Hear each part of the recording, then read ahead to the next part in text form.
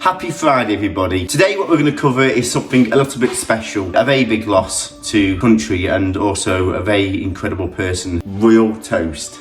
So all you need for this, you need a vodka, a extra dry vermouth, cherry brandy liqueur, a cocktail shaker, and a measure for the crushed ice. So first we're going to do 1.5 shots of vodka, 3/4 of a shot of the cherry brandy liqueur, and then 1 shot of the extra dry vermouth.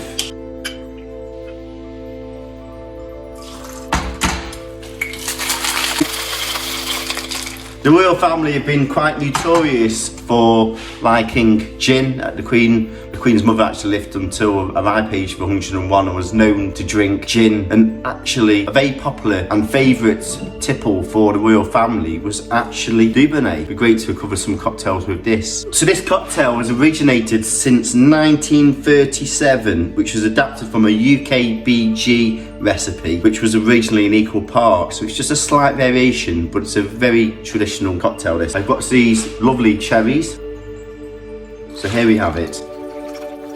Really nice, real complexity of the cherries, but the vodka and also the dry vermouth just gives it that nice dryness, almost, very sophisticated. It's absolutely lovely. And our thoughts go with the royal family and also the nation. Really hope you enjoyed the show.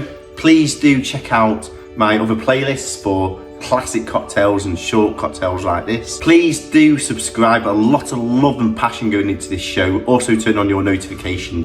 Royal Toast. Cheers.